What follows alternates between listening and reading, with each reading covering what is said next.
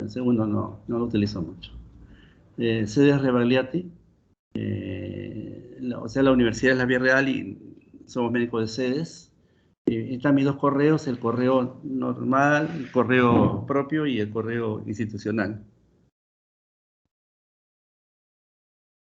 Entonces, el abdomen, hay muchas formas de estudiarlo. Clínicamente, pues, lógicamente lo pueden examinar, palpar, ocultar y todo lo que se sabe, ¿no? Eh, y nosotros ayudamos a encontrar lo que está dentro del abdomen porque ustedes no lo ven, lo pueden eh, guiar por síntomas clínicos, por laboratorio, examinar al paciente bueno, y en abdomen también participan las imágenes en muchos de los casos, ¿no? Muchos de los casos en los cuales una endoscopía te puede ver la mucosa gástrica, la mucosa del colon, pero no sabe qué hay por fuera de ese estómago, por fuera de ese colon, o por fuera de ese esófago, ¿no?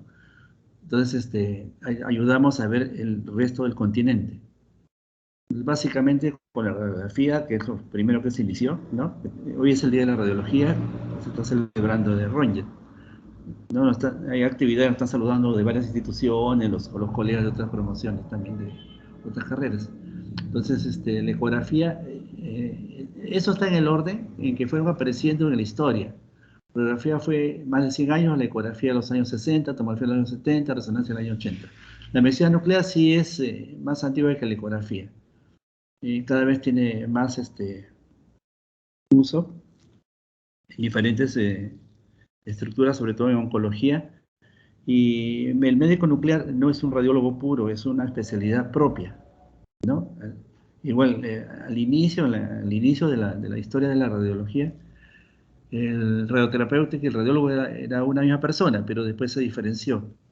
Por eso es que cuando nos mostraban equipos prehistóricos de la radiología, esos equipos de rayos tenían también botones para radioterapia. O sea, diagnóstico y radioterapia con un solo equipo, eso es ahora imposible de imaginarse, ¿no?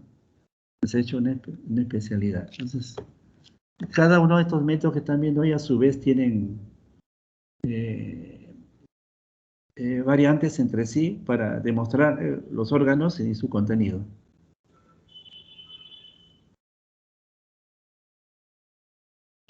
Voy a poner puntero láser acá. Ya. Entonces, la radiografía de simple abdomen es el examen más básico.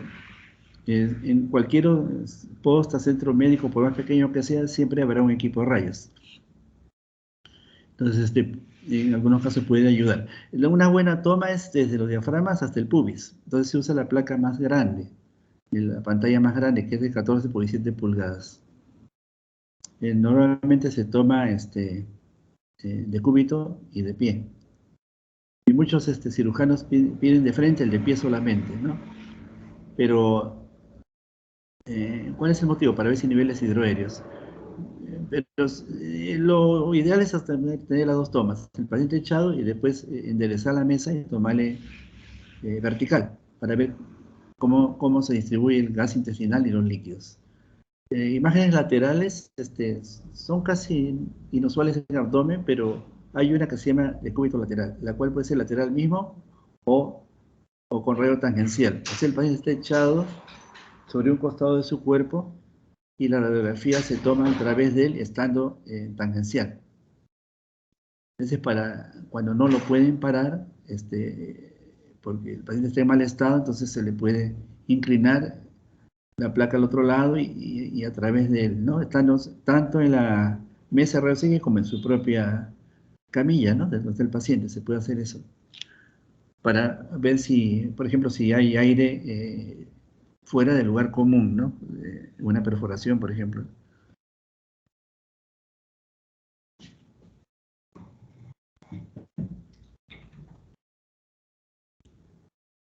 La radiografía simple de abdomen, a su vez, una vez tomada, se debe ver bien el esqueleto, o sea, los huesos de la columna, las últimas costillas, la pelvis. Debe verse los psoas, que son los dos músculos acostados en la columna lumbar. Debe verse en lo posible el contorno del hígado, de los riñones y el vaso en ese orden. Quiere decir que el contorno del hígado siempre se verá, el contorno de los riñones a veces sí, a veces no, y el vaso bien difícil de verlo, ¿no? Pero Si el paciente tiene las condiciones o el intestino no está tan sucio de materia fecal, se podría distinguir. La distribución aérea siempre se verá. Nosotros tenemos aire en el estómago y en el colon y no debemos tener aire en el intestino delgado. Entonces, mientras sea un volumen pequeño, es aceptable. Si es demasiado contenido de aire, ya uno pensaría algún tipo de retención u obstrucción. Si no hay nada de aire, se llama silencio intestinal. Eso es imposible, siempre debe haber. Por eso es que los niños son más gaseosos que los adultos, porque ellos al llanto y al llorar aspiran aire, ¿no? Aspiran aire. Entonces se inflan y por eso eructan mucho. Mm. Si la vejiga está llena, se puede dar una radiografía simple. Está vacía, difícil. Genitales internos, si las condiciones no es muy gruesa la paciente, podría distinguirse los contornos del útero, ¿no? Cualquier calcificación se verá. Se calcifican los cartílagos costales, se calcifican las estructuras vasculares, ¿no? Arterias, venas y los ganglios. Y después algunos tumores, algunas lesiones se pueden calcificar cuando cicatrizan. La pared abdominal puede verse radiografía simple. En frontal se ve la pared lateral y si se pone en tangencial se verá la pared anterior. En la radiografía simple se ayuda con el uso de la ecografía, que es lo que más frecuentemente hay en un servicio básico de emergencias.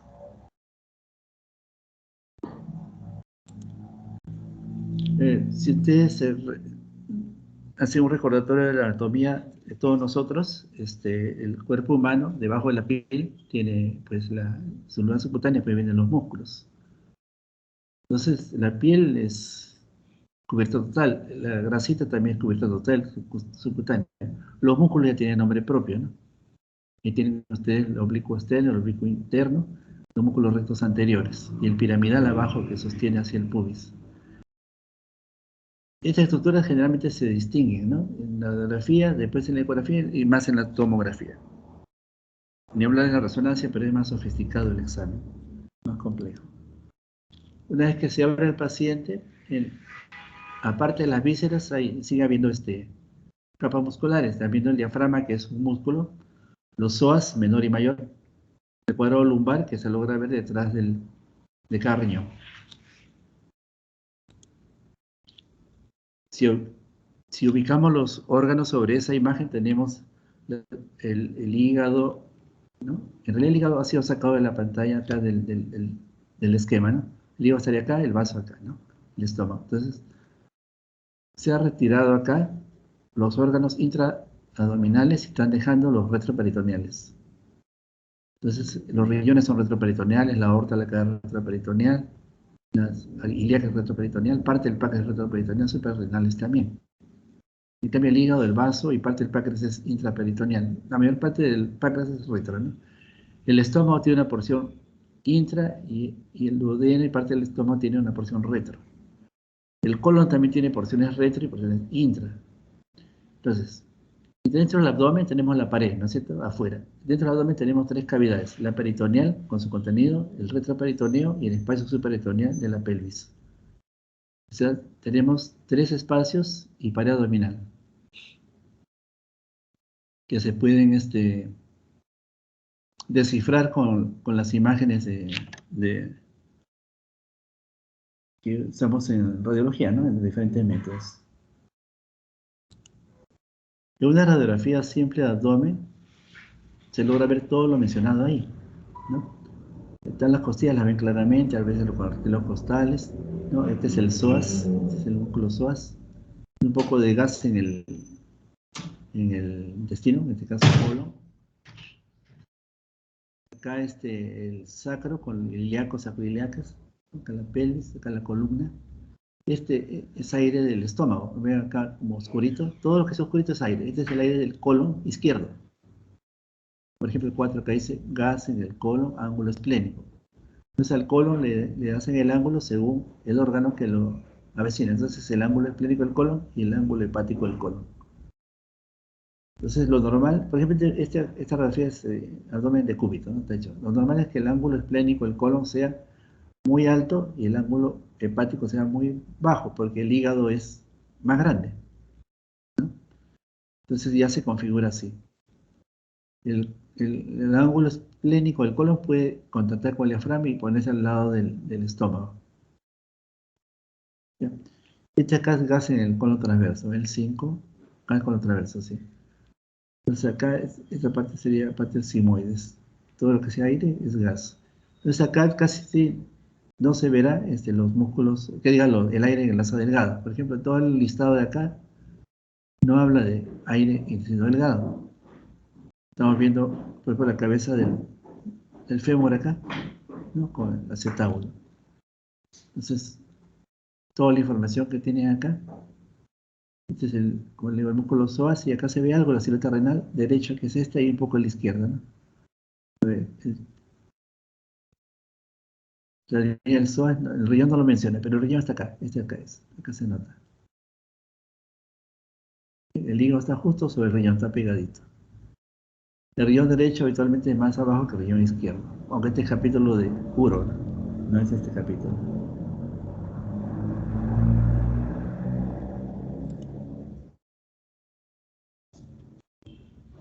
Si un paciente lo pone, por ejemplo, el paciente que acaban de ver está en decúbito dorsal, o sea, el supino, el que hemos visto hace un ratito. Entonces, la mayoría de las veces al paciente se le toma normal. Normal nosotros nos echamos eso.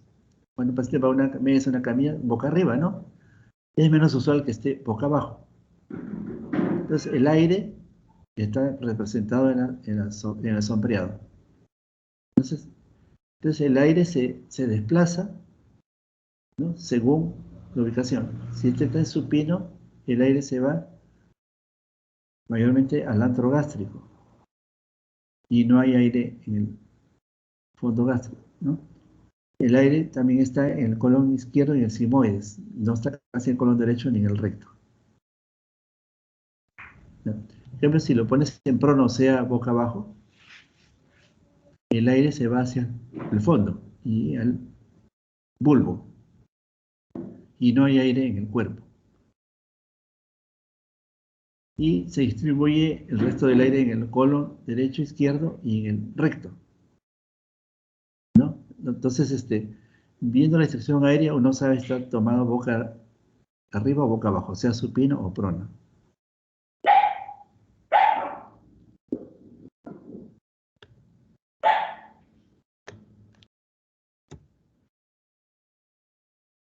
Ya, entonces acá tenemos las proyecciones de cúbito supino centrada en flancos. Se ven los surcos paritocólicos para demostrar mejor si es realmente la peritoneal. El surco paritocólico quiere decir el espacio que hay entre los colon de los costados, o sea, de ascendente y descendente, y la pared, ¿no? Hay un espacio que está cubierto por tejido graso, ¿no? Si eso se tapa, habría un signo de derrame.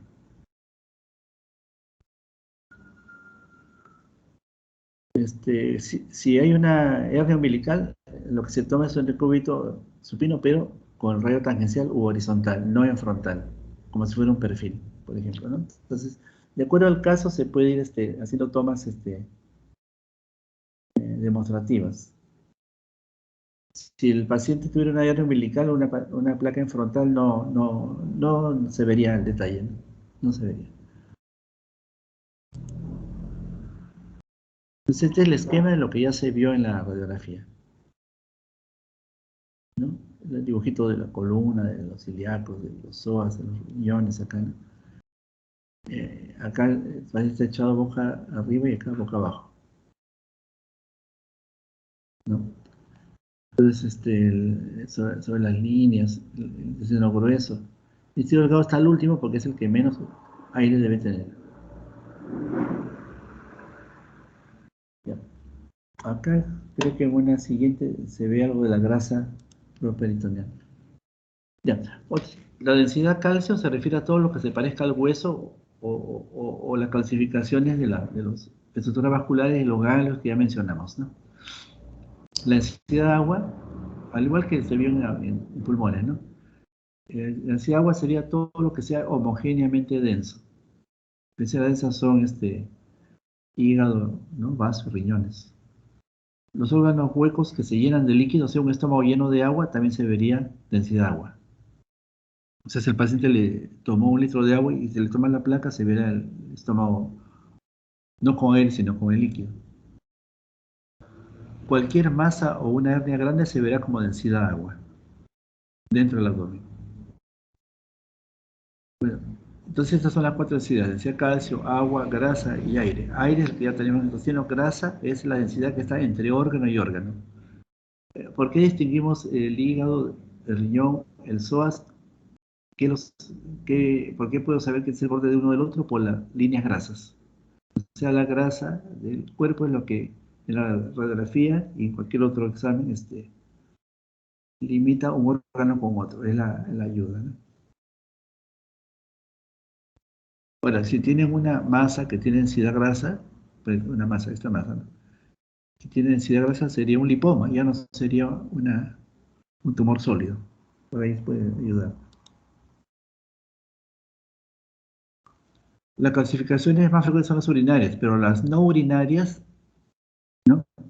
Serían flebolitos o válvulas venosas calcificadas, trayectos vasculares de la aorta, arterias esplénicas, adenopatías en el mesenterio, cartílagos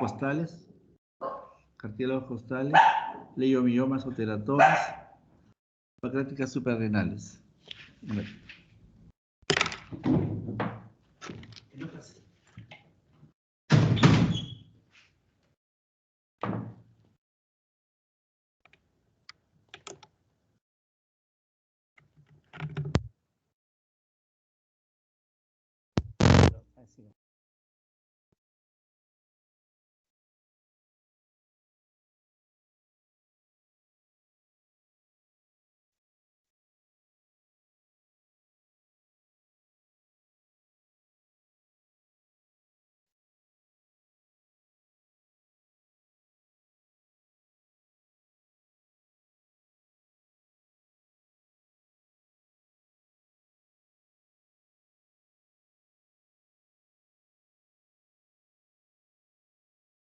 Doctor, disculpe, su audio no se le escucha.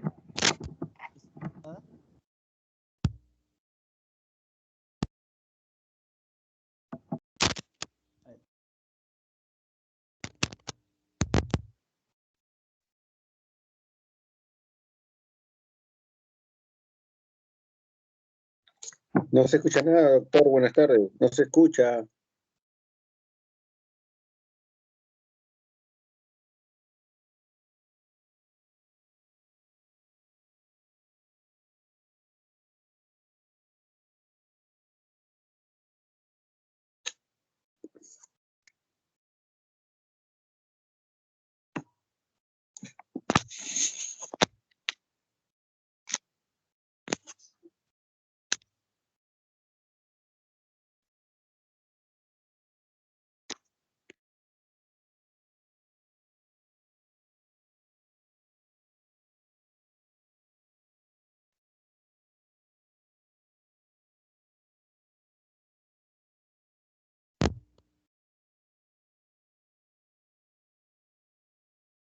¿Aló? ¿Se escucha mejor? ¿Aló? Recién se escucha, pero súbele un poquito el volumen, doctor. Se escucha bajito. Se le escucha bajito, doctor. Ya, a ver. Eleven sus audífonos ustedes también ahí en sus equipos.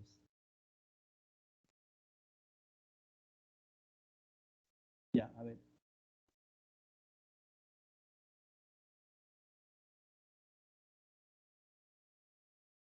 Estoy elevando el volumen, está bien. Ya, sigamos. Entonces, litiasis, la litiasis, pacas o quistes calcificados son cálculos vesiculares. O sea, una radiografía simple, no siempre, ¿ah? Podrían ver cálculos calcificados y se logran distinguir, ¿no? No todos, no vayan a creer que porque no está la calcificación ya no tiene cálculos. Hagan la ecografía o otro método. Cálculos biliares es en la misma vía biliar, en el colédoco, o puede ser en el hepático común. Cálculos urinarios, sobre todo, mientras más grandes se verá mejor y si tienen calcio. Es que también hay cálculos de colesterina y cálculos de uratos, ¿no? Que son menos densos. Y el cálculo pueden saber si está en el mismo riñón, en la pelvis, en los cálices. Si está en el uréter, verían un cálculo en la dirección del psoas, el uréter, ¿no? Si el cálculo está en la vejiga, se podría distinguir. Vejiga calcificada, casos de cistitis crónica. El conducto Wilson, también un cálculo de la vía biliar podría migrar. La próstata se calcifica mucho, las vesículas seminales, conductos diferentes, se calcifican los quistes hidratídicos, puede haber en cualquier parte, pero les gusta mucho el pulmón y el hígado. Pero hemos encontrado pues, en páncreas, hemos encontrado en hueso. Los quistes hidratídicos tienen fases y la última es la de calcificada, cuando el quiste ya muere, ¿no? Se calcifica.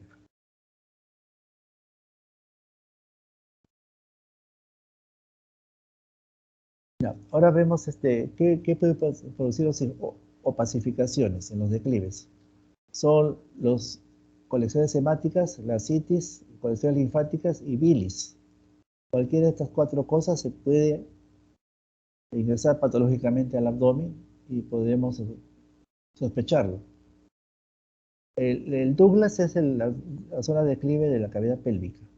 Procesos paravesicales a los costados de la vejiga, dando la sensación de orejas de perro. Ese es el nombre porque se acomodan a los ilíacos. Los canales paretocólicos serían acá al costado, entre la pared, acá está el esquema, entre la pared y el colon. Esta es una gráfica del colon con su austras, el derrame y la pared. La pared, o sea, la piel, músculo y subcutáneo, ¿no? Subcutáneo. Entonces acá hay líquido y el paretocólico. El espacio de Morrison es el espacio hepatorrenal, o sea, entre el hígado y el riñón derecho no hay espacio libre. Si se separa el espacio es o porque hay mucha grasa o porque hay líquido en la bolsa de Morrison. Los espacios subfrénicos es acumulo de líquido justo debajo de cada diafragma, entre el diafragma y el hígado y entre el diafragma y el vaso. Los derrames intraperitoneales se ven como opacidad del límite superior borroso con líquido situado en el espacio paracólico derecho que separa el ciego de la pared. Rechazan hacia adentro de la sala intestinal, o sea, es un desplazamiento centrípeto, se llama. Centrífugo es si se va a la periferia, centrípeto es si lo reúnes hacia la zona central. Entonces la citis daría una distribución centrípeta de los intestinos y también de las vísceras. La ecografía sería una forma muy fácil de ver si hay líquido en el abdomen, ¿no? Después de sospecharlo con la radiografía o con el examen clínico. Acá a la derecha tiene un abdomen normal y acá un abdomen con líquido. Por eso acá se ve la pared, se ve la grasita oscura y el intestino y el borde del hígado. ¿Qué pasó acá? No se ve esa grasita, se tapa y el borde del hígado se tapa también. Dice acá, opacificación difusa del abdomen, buena visualización de contornos viscerales extraperitoneales, pérdida de contornos viscerales intraperitoneales. Los intras no se ven. Desplazamiento medial del colon, ascendente y descendente. Borramiento del ángulo hepático, se considera así lo más fiable. O sea, se borra el ángulo del colon con el hígado. No se logra ver. Acá sí se ve, acá no se ve, se pierde.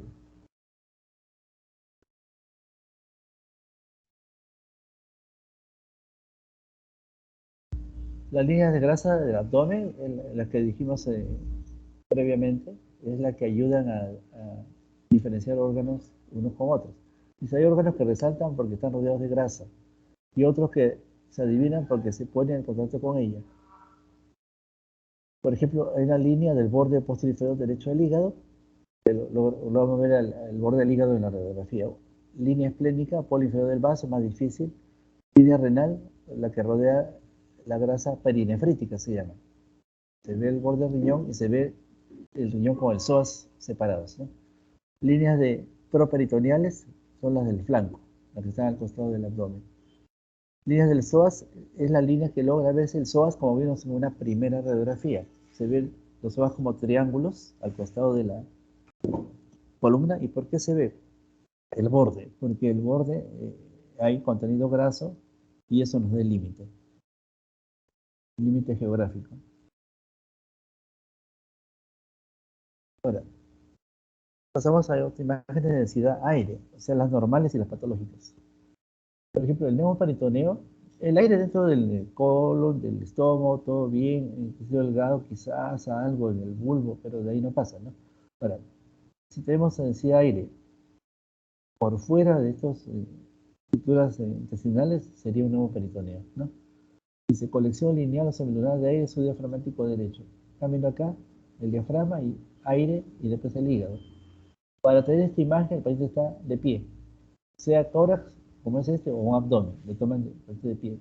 Si está echado, esto podría no verse.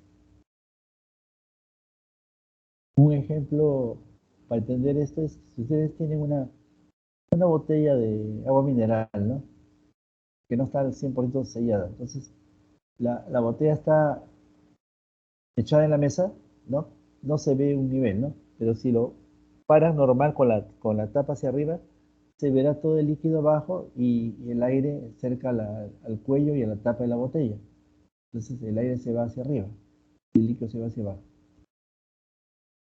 Entonces esto se obtiene con la imagen de la media luna, el diafragma le da esa curvita, signo de neumoperitoneo. Nunca debe haber aire debajo del diafragma. Entonces, aire libre en el borde lateral del hígado y pared abdominal, va por los costados, signo de Rigel o doble pared. Esto es con un abdomen con un paciente echado. ¿Qué es lo que quiere decir doble pared? Los intestinos se dilatan por el ilio, porque cuando hay un compromiso de abdomen agudo hay ilio, se dilatan los ácidos. Pero ¿qué se ve? Como que las paredes intestinas son muy visibles en sus dos bordes, o sea, los dos lados de la pared, como si se dibujaran membranitas, ¿no? De la pared total. Quiere decir que se ve el aire dentro del intestino y el aire fuera del intestino y entonces la pared intestinal queda rodeado de aire por fuera y por dentro. Es signo de la doble pared de Rigel. El signo de la cúpula de Rubin significa al aire que a veces se atrapa arriba y se logra ver como unas líneas acá, como la pelota del juego americano.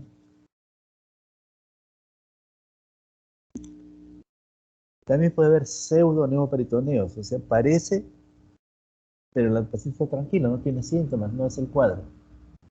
Si se superponen asas, van a creer que es un neumoperitoneo. Signo de chilaiditi es cuando el colon, mayormente, la asa gruesa, se pega al diafragma derecho. Entonces, se interpone entre el colon y el hígado. Perdón, se interpone entre el diafragma y el hígado. Entre el diafragma y el hígado. Entonces, ese contenido aéreo se atrapa, se dilata y creen que es un neumoperitoneo. Si hay mucho tejido adiposo, como el tejido adiposo es menos denso, podría simular aire.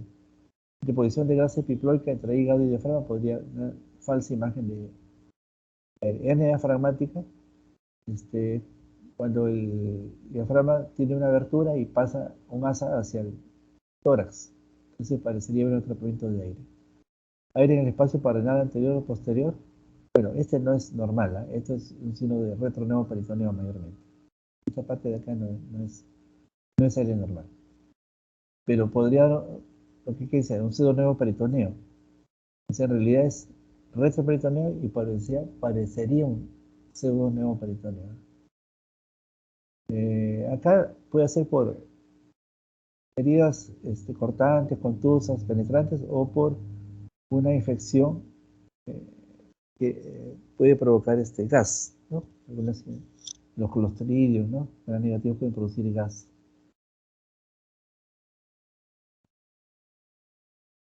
Regresamos a lo que es la distribución normal del aire, no confundirnos tanto. Debe haber aire en la cámara gástrica, normal. Debe haber aire en el duodenal, normal. Poco aire en el intestino delgado, normal. Algunas burbujas en el colon, correcto. O sea, el aire no es totalmente suelto, sino con burbujitas por la materia fecal. Y moteado fecal presente. El ciego no debe tener mucho, más materia fecal está en el izquierdo que el derecho, ¿no? Pero el colon puede tener moteado fecal y ser normal. Un nivel hidroaéreo es tener líquido y aire en un contenido intestinal. Si es el estómago sería normal hasta cierto punto, ¿no? Entonces, fase líquida en las zonas de Cleaves y una fase superior. Esta fase constituye el nivel, imagen de densidad mixta. O sea, nivel hidroaéreo. Si tuvieras un asa delgada, dilatada y con nivel hidroaéreo, sería un cuadro de obstrucción. No es normal.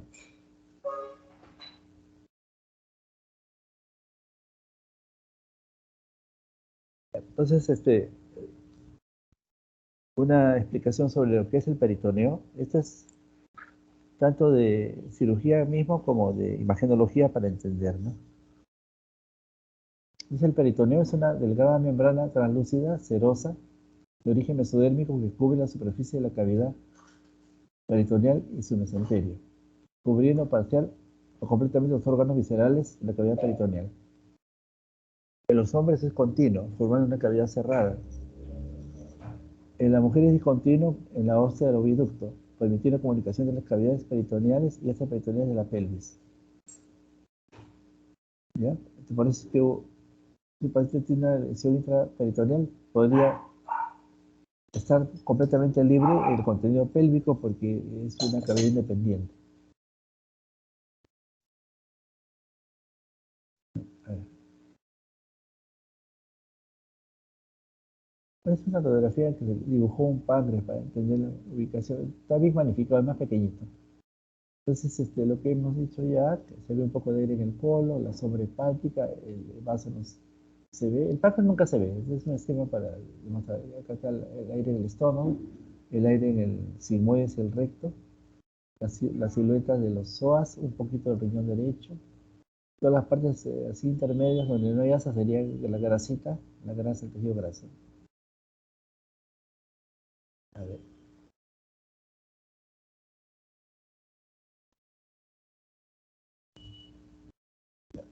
Entonces, ¿qué sucede cuando un paciente viene en abdomen agudo? Entonces, es un dolor abdominal intenso, ¿no? Con o sin fiebre, con problemas de vómitos y otros síntomas clínicos, ¿no? Dolorosa la palpación, con rebote. Entonces, si se sospecha un cuadro de tipo ilio o obstrucción intestinal, necesita decúbito y de pie, y a veces el decúbito lateral, y es que no se puede poner de pie. Ese abdomen agudo puede ser como si tuviera una obstrucción intestinal, neumoperitoneo porque se perforó un asa. Un hilo paralítico podría simular un abdomen agudo y total ser más metabólico, no obstructivo. Peritonitis con ascitis o sin ascitis. La ascitis es el líquido libre en cavidad peritoneal, no es en el reto peritoneal. La apendicitis es un abdomen agudo. Trauma abdominal cerrado se considera abdomen agudo. Puede haber ruptura de vísceras o asas incluso. Incluso hemos visto casos de ruptura de vesícula biliar por trauma. El trauma abdominal cerrado, un abdomen agudo. La peritonitis con sus diferentes fases es un abdomen agudo. Peritonitis complicada, no la crónica no inflamada, sino la complicada puede considerarse abdomen agudo. Puede dar hasta una peritonitis biliar. Entonces, es de lo más frecuente. Ya. Entonces, el neoperitoneo se considera un abdomen agudo por el alto riesgo de que si tienes una perforación, pues el peritoneo ya no está aséptico. Pues si se perfora el colon, imagínate. Después el estómago, los alimentos, ¿no? Entonces es una infección. Entonces, gas en cavidad peritoneal libre es un neoperitoneo. Ahora, si un paciente está operado de cualquier cosa, puede tener aire residual. Hay un neoperitoneo, entonces, normal los primeros días del postoperatorio. Después de la segunda semana ya debe estar reabsorbido. O sea, no es un nuevo peritoneo nuevo, sino es el de la cirugía. Toda perforación de víscera hueca, sea úlcera, sea divertículo, ¿no? O otras lesiones traumáticas, conlleva alto riesgo de neumoperitoneo. Ya vimos la explicación de la semiluna gaseosa sufrénica en radiografía de pie, ¿no? El paritograma es el signo de Rigler, o sea que aire tanto por dentro del asa, que sería el normal, como por fuera del asa, que sería la normal. Entonces dibujamos el espesor de la pared, ese es el signo de Rigler. Un neoperitoneo puede ser con o sin líquido. Así como en respiratorio había eh, neumotoras solo y había hidroneumotoras, acá puede haber neoperitoneo solo o neoperitoneo con ascitis, ¿no? Con derrame a nivel peritoneal.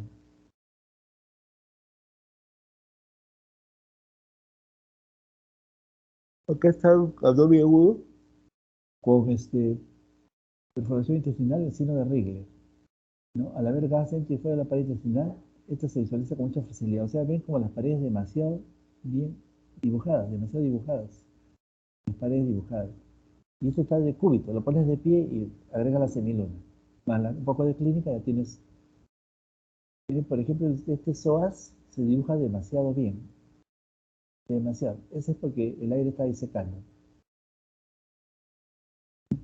Entonces, el signo de Rigler es Ahora, para el signo de Rigler, a su vez, los intestinos están dilatados. Cuando hay problema de abdomen agudo, de perforación o de cualquier lesión que está dentro del abdomen, los intestinos tienden a perder motilidad, como que se protegen, pero a su vez se dejan dilatar y se llenan de aire por dentro.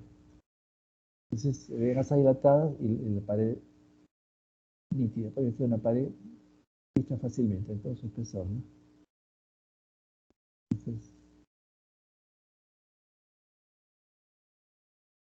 este es un abdomen simple en el cual se ve el aire bajo los dos diafragmas. No es la forma de la burbuja gástrica o del colon, sino que la cúpula total. Es un neumoperitoneo, visto con radiografía simple. Estación de pie. Entonces, este es el diagnóstico clásico.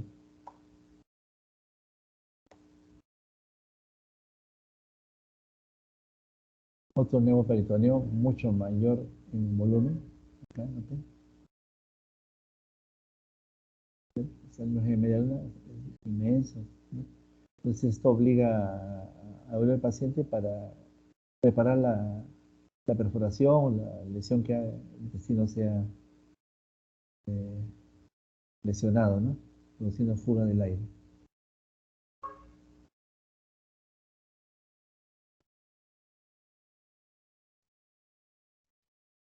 Entonces, el neoperitoneo, su concepto es presencia de aire libre en la cavidad peritoneal, que es anormal, ¿no?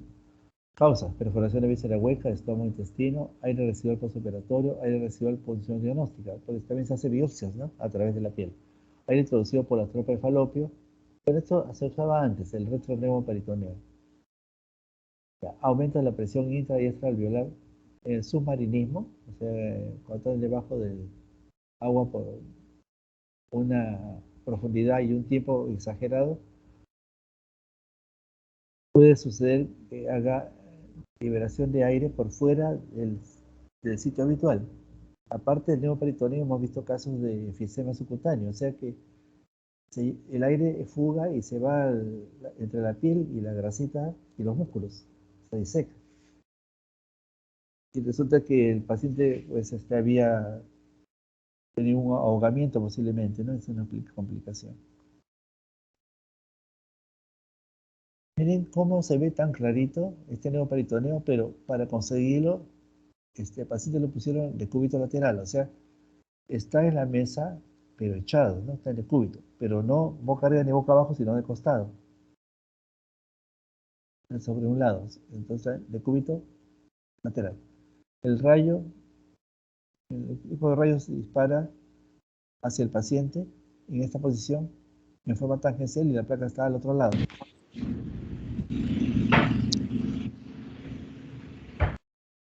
Muy bien demostrado en el cúbito lateral. Cuando hay ciertas dudas puede ayudar muchísimo este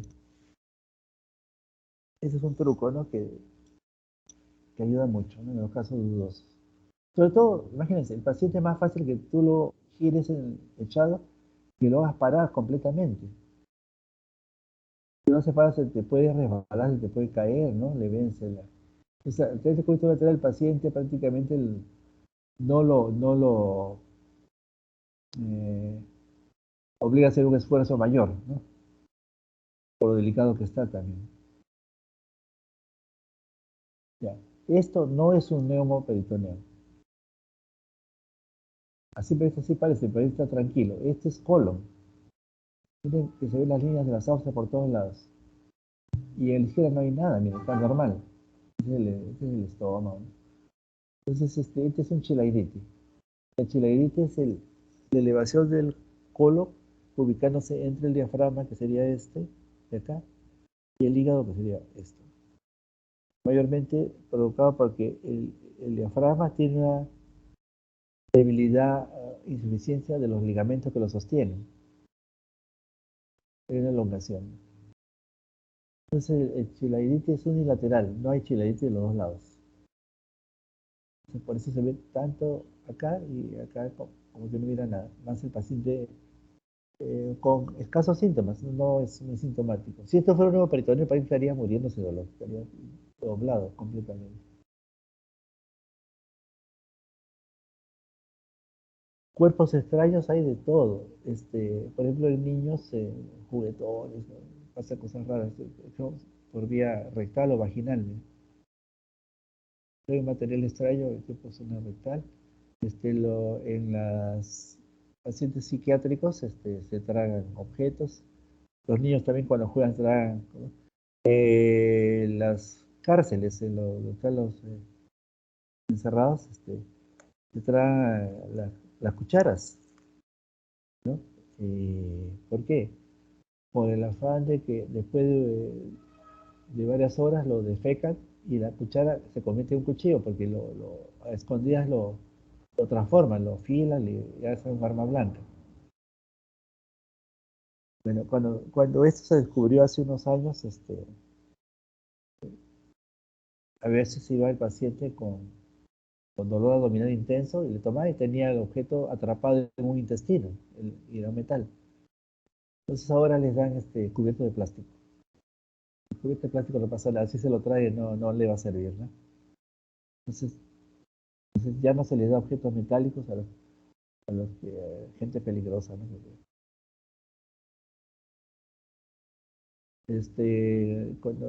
Hasta hace no muchos años hacía mis guardias, ahora cuando tiene cierta edad ya no es obligatorio. Señores muy mayores con objetos extraídos por el recto, ¿no? Botella de Coca-Cola, objeto, me acuerdo, un secador de cabello, sí, pues. Entonces, la Coca-Cola salía acá, por ejemplo, era un señor viejito ya tenía malas costumbres. Estaba la imagen de la botella, decía Coca-Cola, o sea, el espesor del relieve de esa botella de cristal.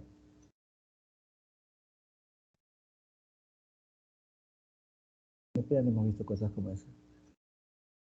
En esófago se ven monedas, se tragan los niños o los adultos y se quedan atrapados y no bajan. Por la radiografía le demostramos y el gastroenterólogo guiándose con la imagen, entra con la sonda y lo extrae. Calcificaciones y cuerpos extraños, causas, cálculos renal y vascular, estamos repitiendo ya varias veces esto, calcificaciones arteriales, arteriosclerosis, aneurismas. Los aneurismas son dilataciones vasculares, tienden a calcificarse. Calcificaciones tumorales, teratomas, carcinomas, parásitos, cisticercosis y atidosis. Cuerpos extraños, agujas, focos, botellas. ¿Ves como les dije?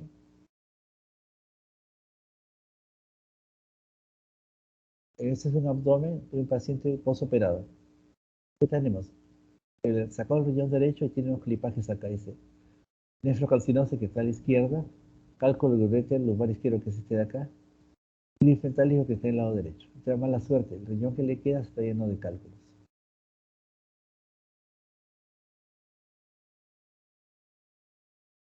Anatomía, tomografía, resonancia. Ya, en tomografía y resonancia, pues, hemos visto las radiografías. Se ve todo el abdomen pélvico, el peritoneo, el retroperitoneo, y se ven los mesos mejor que en la radiografía. Pero pues es un examen más caro, ¿no? Costoso. Objetivos: definir, esquematizar el peritoneo, retroperitoneo y la cavidad pélvica. El objetivo del examen, así como de la clase, ¿no? De esta clase. Se divide en 3 espacios, estamos repitiendo: cavidad intraperitoneal, espacio retroperitoneal y cavidad pélvica. Cavidad intraperitoneal. El peritoneo es una membrana serosa recubierta por células epiteliales en 2 hojas. ¿Ya? Una parietal que se adhiere a la pared abdominal y una visceral que tapiza las vísceras. Similar a lo del pleura en el pulmón, ¿no? Entre ambas hojas está la cavidad peritoneal, que es un espacio virtual. en la cual hay un líquido, pero insignificante, suficiente para que pueda ser flexible. Bueno, esta es una calcificación en la vesícula y descontraste en el intestino, ¿no? Para ver cómo se calcificación de la vía biliar.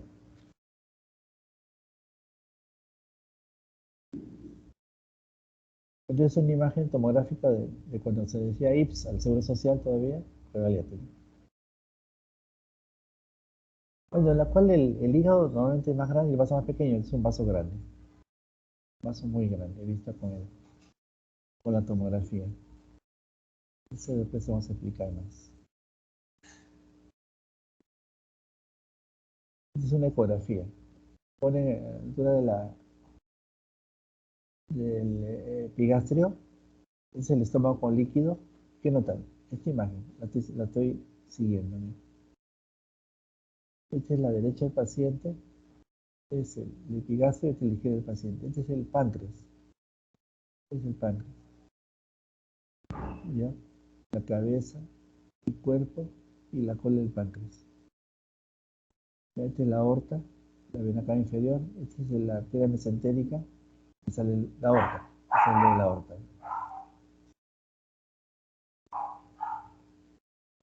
El hígado estaría por este lado, al costado del estómago.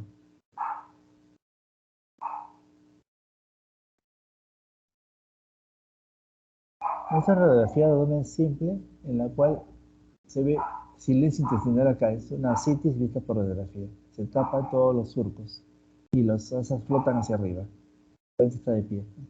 Entonces, mitad hacia abajo nada de aire, mitad hacia arriba el aire. Entonces, ascitis. La ascitis, acumulación de líquido normal en el canal peritoneal. Son 3 grados, 1, 2, 3. Leve, moderado y atención. O sea, cuando el paciente está totalmente balonado, ¿no? La ascitis, y entonces el neumoperitoneo es el aire libre en cavidad. Y la ascitis es el líquido libre en cavidad. Ninguno de los dos es normal. Entonces, sus mecanismos son complejos. La presión osmótica baja el suero por hipoaluminemia puede dar ascitis. Hipertensión portal puede dar ascitis. Ascitis cirrótico, ¿no? Sinergia de ambas causas, estos dos. Alteración de las fuerzas de Stalin que regenta el cambio líquido a través de la membrana peritoneal. Es un mecanismo fisiológico. Obstrucción del sistema linfático, entonces segrega linfa y se llena de líquido. Si hay complejo problemas renales con la triuria, puede dar ascitis. Hay una teoría del hiperflujo para producir ascitis, sobre todo si es trasudado, ¿no? Porque hay trasudado y exudado. Ascitis las causas: hepatopatía subaguda crónica, cirrosis, más en la alcohólica, obstrucción de la vena hepática, trombosis de la vena porta. La trombosis no la provoca, pero la hipertensión sí. Sistema de insuficiencia cardíaca, síndrome nefrótico, hipoaluminemia, carcinomatosis, tuberculosis peritoneal, puede dar ascitis, pancreatitis, puede dar ascitis, diálisis, neumoperitoneo. Se refiere a la diálisis peritoneal. Neumoperitoneo es sangre en la cavidad peritoneal. La clínica de la ascitis, casos leves pueden ser asintomáticos. Severos, distensión abdominal. El ombligo se aplana o se invierte, se va hacia afuera, ¿no? Tener cuidado de diferenciarlo de pacientes obesos o con muchos gases. También el embarazo, quistes de ovarios gigantes puede parecer ascitis, ¿no? No se confunde, ¿no?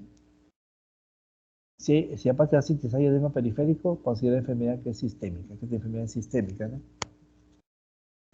Se pierde líquido hacia los espacios a todos los niveles. La paracentesis es la absorción de la ascitis por una punción. Puede ser diagnóstica y también paliativa, o sea, le reduce la cantidad de líquido. Para el diagnóstico necesita 50 a 100 mililitros y ecográfica. Mire, las ascitis medianas y severas puede tener 1, 2, hasta 3 litros de líquido en el abdomen, una capacidad inmensa. Evaluar el aspecto macroscópico, contenía proteínas, hematías, citología, cultivo de la citis.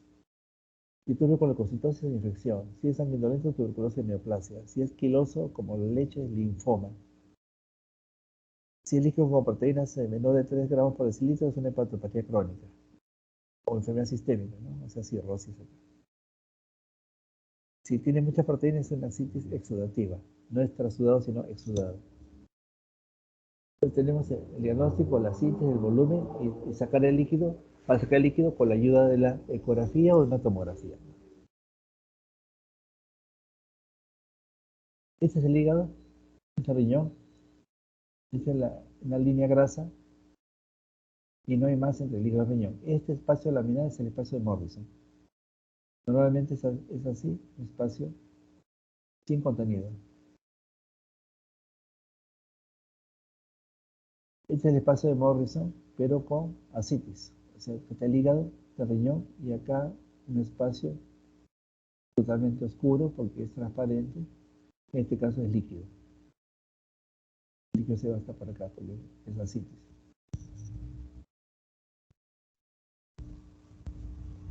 El hígado, el riñón y la ascitis de mucho mayor volumen, inmensa ascitis. Este es severo. No, la anterior era una leve.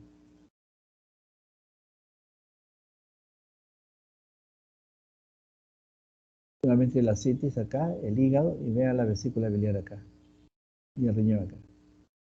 El hígado es un poco pequeño. Si el hígado se empieza a reducir de tamaño, es más probable que sea una hepatopatía crónica. Sería la cirrosis. Esa es la ascitis, que acá ven intestinos flotando y moviéndose por los peristalsis, entonces hacen intestinales flotantes, siendo de la ascitis. Ven, espacio oscuro y la hacen flotando. Es una cirrosis. Acá la ascitis bien nítida, muy extensa, y el hígado totalmente pequeño, irregular, micronodular difuso, bordes irregulares. Es una hepatopatía crónica típico de cirrosis. Como que se arruga el estómago, el hígado. Esta es ascitis. Es intestino y una ascitis intensa, inmensa, ¿no? Requiere drenaje para aliviar en parte, porque al comprimir, comprime vísceras, se comprime la cava y comprime la aorta y da síndrome de atrapamiento.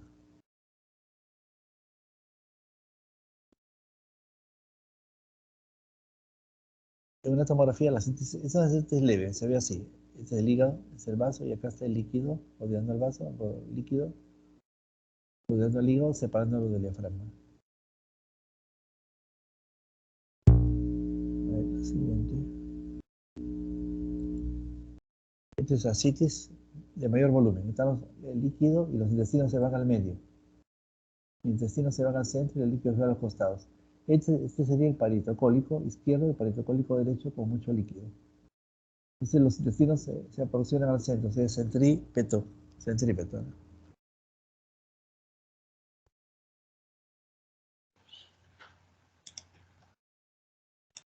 Acá tenemos ascitis, el parito cólico acá, parito cólico, líquido en varios niveles, con algunas adherencias. Y miren cómo el retroperitoneo está libre, es el retroperitoneo. ¿Ya? Es si hay tabique, entonces tiende a ser más crónico. ¿Ya? Este paciente venía balonado, le hace ecografía primero y ven espacio líquido. Pero se va cerrando, quiere decir que si bien uno por eso pensaría que es ascitis, acá está el riñón, en realidad es una imagen redonda, es un quiste. Acá dice quiste mesentérico.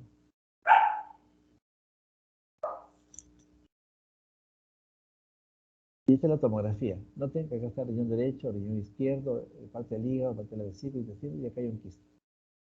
No es ascitis. La ascitis es libre, el quiste es encapsulado. Quiste mesentérico. Quistes mesentéricos son de varios tipos, linfáticos simples, linfangiomas, mesotelioma simple, mesotelioma quístico benigno maligno.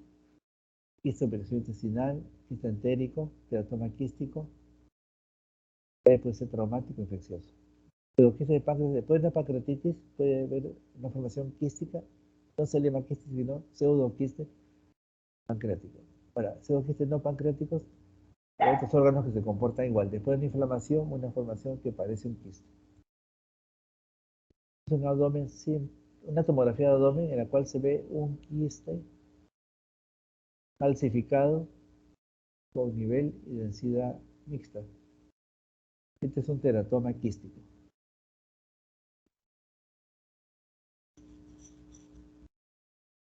Y la paciente tiene que ser mujer, ¿no? Mujer joven. Ya vimos el peritoneo. ¿Qué es el retroperitoneo? El retroperitoneo es lo que está entre el peritoneo y la pared posterior del abdomen. Hasta antes de la introducción de la tomografía, el retroperitoneo era muy difícil de evaluar. Por definición, es el área detrás de la fascia aponeurosas peritoneal. No solo se encuentra por detrás de la cavidad peritoneal, sino que también se extiende por debajo de ella.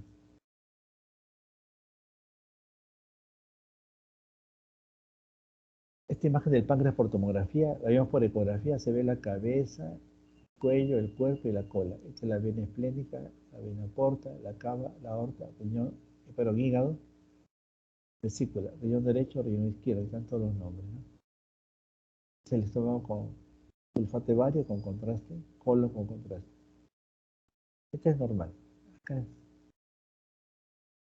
es tomografía normal. Entonces, este es el esquema del espacio retroperitoneal, que va desde el diafragma a la cintura pelviana, dividido por las fascias renal anterior y posterior en los compartimentos pararenal anterior, perirenal y pararenal posterior. Entonces hay 3 compartimentos, como el riñón como parámetro. Un poco de páncreas, que también es gran parte retroperitoneal. Entonces acá tiene el espacio pararenal anterior, perirenal y renal posterior. Pararenal posterior, y acá esa es la fascia, pararenal posterior.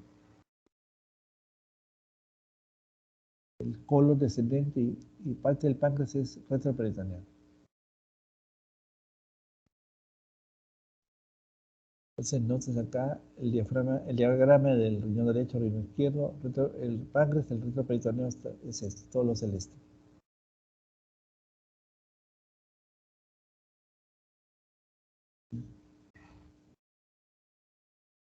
El espacio pararenal anterior se extiende desde el peritoneo parietal posterior hasta la fascia renal anterior, limitado lateralmente por la fascia lateroconal, que es la continuación de la lámina posterior de la fascia renal posterior.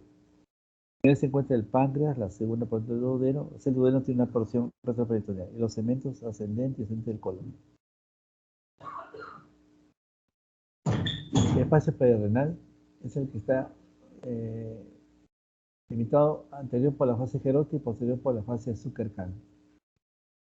Contiene riñón mismo, suprarrenales y sistema colector renal proximal, vasos renales y grasa.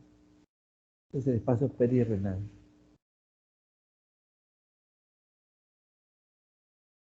Bueno, acá estamos graficando las líneas grasas que son estas, pero están ocupadas por líquido, por eso se ve más blanquito y no tan oscuro. Sino el resto del abdomen se ve dentro de lo normal. Este es el espacio pararenal posterior, EPRP. Entonces, acá no hay órganos, espacio nada más. Colecciones usualmente están asociadas con patología o líquidos estructurales contiguos. No hay órganos en el peritoneo, en el espacio retroperitoneal posterior, pararenal posterior.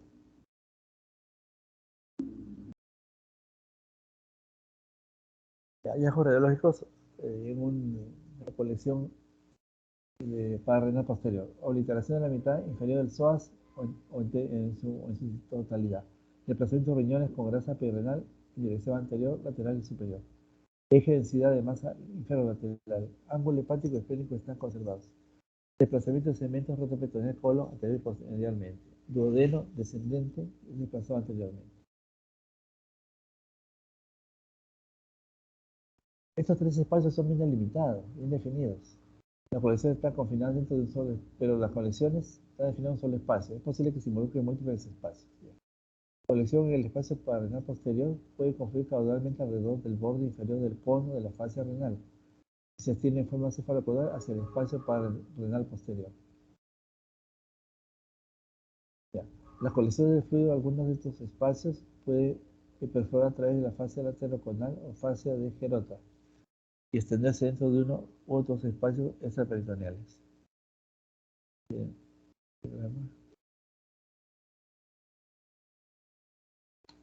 Dice hallazgos. El compartimento de los psoas es el espacio extraperitoneal que comprende los músculos cubiertos por la fascia y los psoas. Está formado por los músculos psoas mayor, menor e ilíaco. El compartimento es un espacio extraperitoneal localizado posteriormente. Está limitado anteriormente por la fascia y los psoas y continúa con la fascia transversal. Esta a su vez se continúa superiormente con la fascia endotorácica y hacia abajo con la fascia lata del miembro inferior. O sea, es bien extensa, bien larga. Entonces aquí vamos todos estos segmentos de explicaciones. Es que cuando tenemos un órgano o una patología, debe hacer lo posible por ubicar en qué plano está. Un órgano o lesión puede ser intraabdominal y extraperitoneal. Está dentro del abdomen, pero no está dentro del peritoneal. Puede ser intraabdominal y a su vez peritoneal, o sea, está dentro del abdomen y está dentro del peritoneal. Puede ser intraabdominal e intraperitoneal. Ya está totalmente dentro del peritoneo y no dentro del peritoneo sí mismo, sino dentro de la cavidad peritoneal, y es intraabdominal. Ya, en la previa está entre las hojas peritoneales y la última, lesión intraabdominal y retroperitoneal. O sea, tiene dos ubicaciones, tanto en el intraperitoneal, perdón, está solo en el retroperitoneo y no está en el intraperitoneo, en la última. Sigue siendo intraabdominal. Es un juego de palabras, es la ubicación de las estructuras.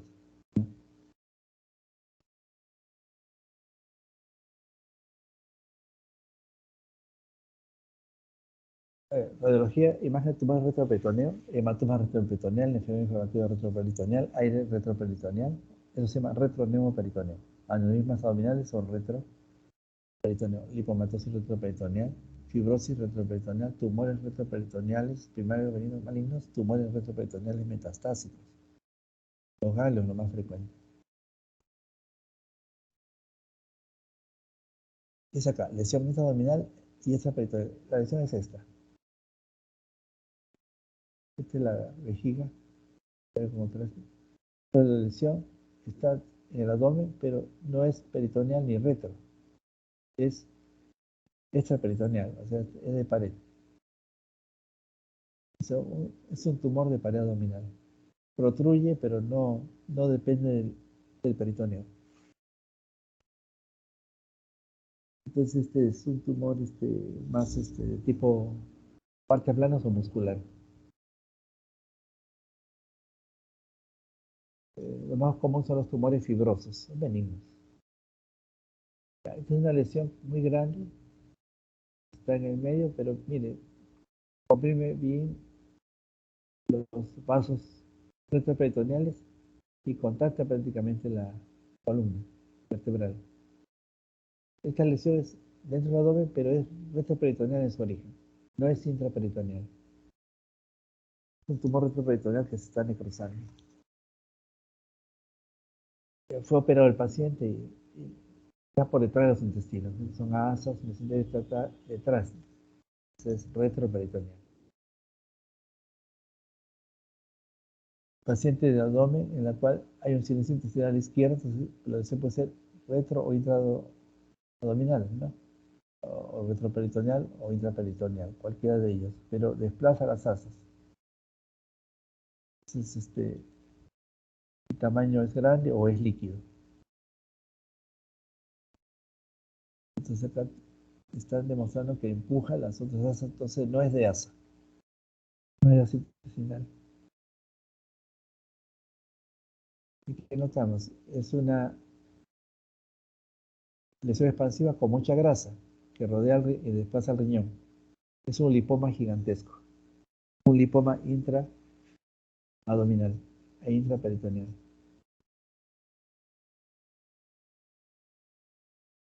Es otro paciente que tiene una masa acá. Está del peritoneo para adentro. Entonces es un mesotelioma peritoneal. Sería intraperitoneal.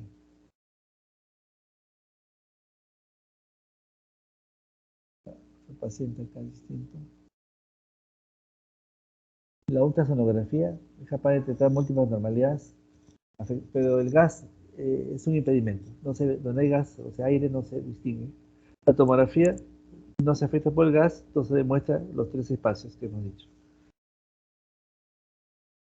O sea, el resto peritoneo es muy oculto para la ecografía. Acá tienen una imagen quística, desplaza la vejiga hacia la derecha, y es un linfocelio, o sea, una lesión, bueno, corrección.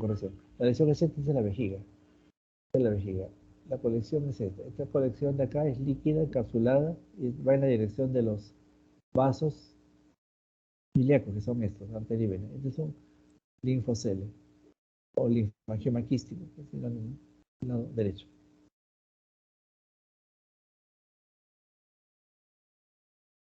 Ya. Aunque esta es de otra clase, el duodeno tiene una porción retroperitoneal y por eso la mencionamos. Vamos a seguir.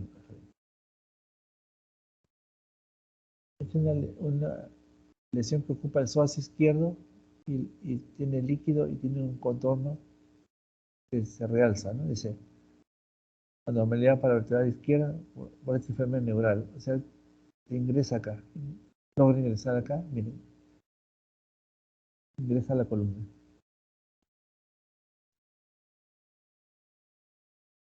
Morfina de reloj de arena. Entonces, este es un neurofibroma, 8 anoma. Dentro y fuera y va retroperitoneal. Puede o no dar osteolisis. El retroperitoneal externo y posterior al peritoneo parietal posterior. PPP parietal parietal posterior. Límite anterior peritoneo parietal posterior. Posterior la fase transversal. Desde el diafragma hasta el estrecho superior de la pelvis tiene 3 compartimentos. Espacio pararenal anterior, perirenal o perinefrítico y pararenal posterior, ya lo hemos mencionado, estamos reconfirmando. Ya, el espacio pararenal anterior que ya mencionamos contiene el colon, duodeno y el páncreas. Se continúa con el mesocolon transverso, raíz del mesenterio. El peritoneo parietal está posterior, está adelante, y la fase renal anterior es posterior. La fase lateroconal es el lado lateral de este espacio pararenal anterior.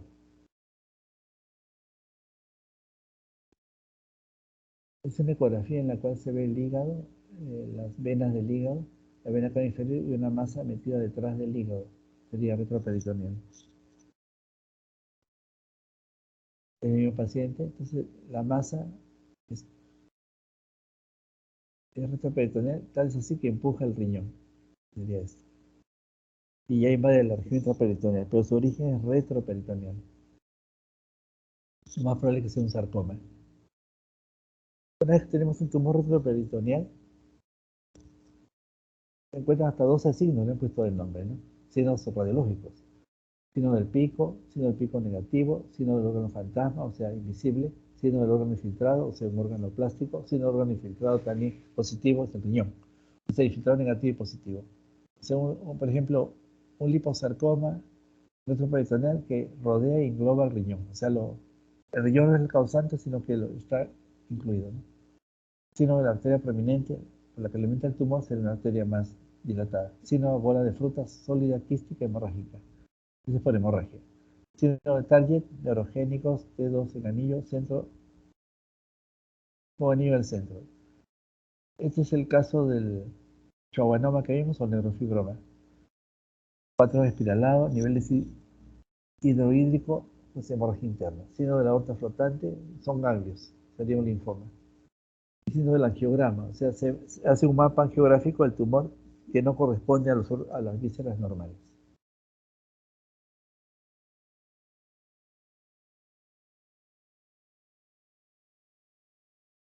Vean, esta lesión es grasa. Es un liposarcoma intraperitoneal izquierdo. El riñón derecho.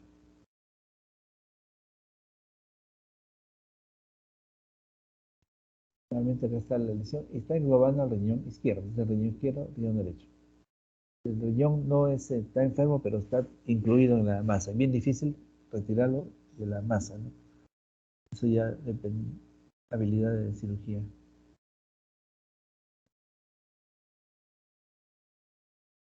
Creo que está un paciente. Sacaron la masa y tuvieron que sacar con todo el riñoncito. Ya. Es un paciente que viene con dolor abdominal del lado derecho.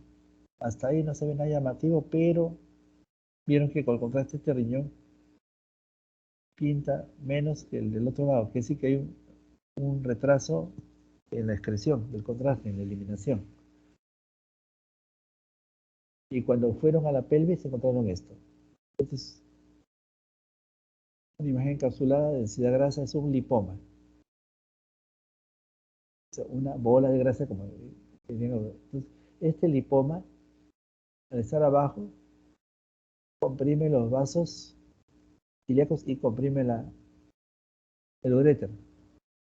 Entonces da un síndrome de neuropatía obstructiva y por eso ese riñón excretaba más lentamente, demoraba en excretar.